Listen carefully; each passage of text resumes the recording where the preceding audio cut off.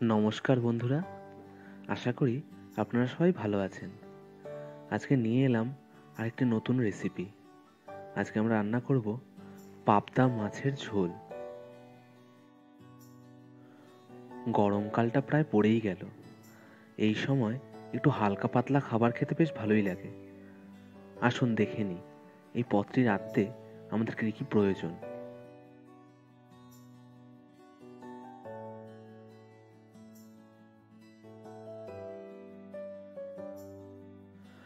আজকে মাছটি রান্না করব ঝিঙে দিয়ে।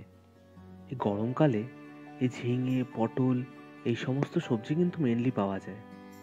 এই ঝোলের মধ্যে ঝিঙের বদলে কিন্তু বড়ি বা বেগুন এসবও দেওয়া যায়।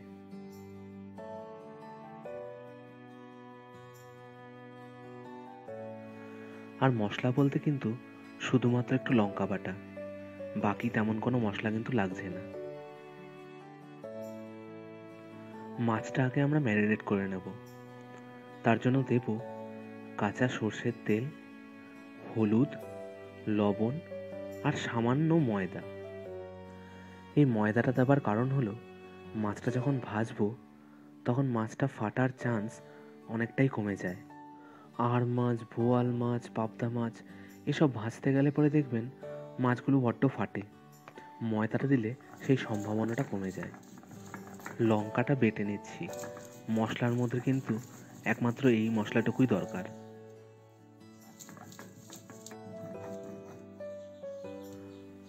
লঙ্কা বাটা হয়ে গেছে, এবার আমরা রান্নার দিকে এগোবো। কড়াইটা গরম করে পরিমাণ মতন সর্ষের তেল দিয়ে দিলাম।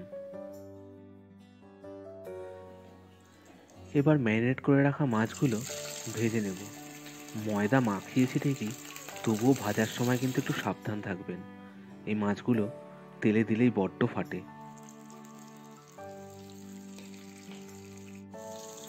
মাছগুলো উল্টে পাল্টে ভেজে নিচ্ছি।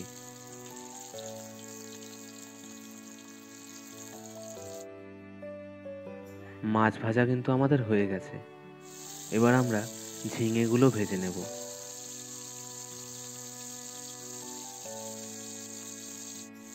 ঝিঙে ভাজাও হয়ে গেছে, এগুলো উঠিয়ে রেখে দিচ্ছি। ওই একই তেলে আমরা ফোড়ন দেব। ফোড়নে নিয়েছি 3টে শুকনো লঙ্কা আর কালো জিরে।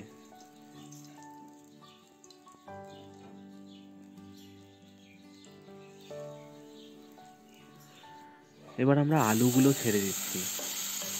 আলুগুলো দিয়ে আগে আলুটা এর সাথে ভেজে নেব।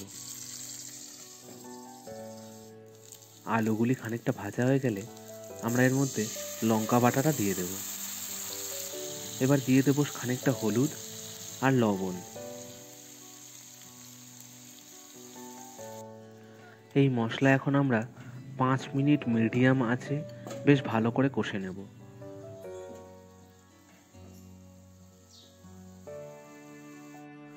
মশলাটা কষে গেলে পরিমাণ মতন জল দিয়ে আমরা ঝোলটা বানিয়ে নেব।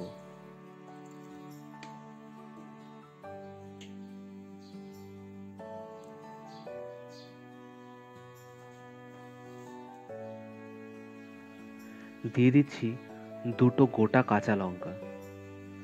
3 থেকে 4 মিনিট আমরা ঝোলটা ফুটিয়ে নেব। ঝোলটা ফুটে গেলে আমরা ভেজে রাখা ঝিঙেগুলো দিয়ে দেব।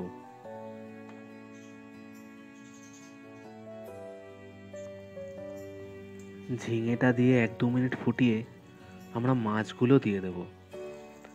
মাছগুলো দেওয়ার পর বেশ 5 থেকে 7 মিনিট ভালো করে ফোটাবো, যাতে মাছের ফ্লেভারটা বেশ ভালোভাবে ঝোলের সাথে মিশে যায়।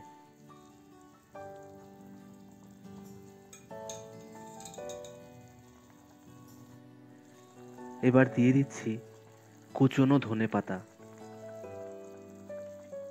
ধনেপাতাটা দিয়ে ঠিক 2 মিনিট ফুটিয়ে নেব। একটি ছোট পাত্রে ঠিক হাফ চা চামচ ময়দা আর সামান্য জল গুলে রেখে দেব। নামানোর ঠিক 1 মিনিট আগে ওই মিশ্রণটা দিয়ে দেব। এই মিশ্রণটার ফলে ঝোলটা একটু গাঢ় হয়ে যাবে। পাবদা মাছের পাতলা ঝোল তৈরি হয়ে গেছে। কেমন লাগলো আপনাদের এই রেসিপিটা কমেন্ট বক্সে জানাতে ভুলবেন না। এরকম আরও রেসিপির জন্যে লাইক, কমেন্ট, শেয়ার এবং সাবস্ক্রাইব করে দেবেন। তাহলে আজ আসছি, দেখা হচ্ছে পরের ভিডিওতে।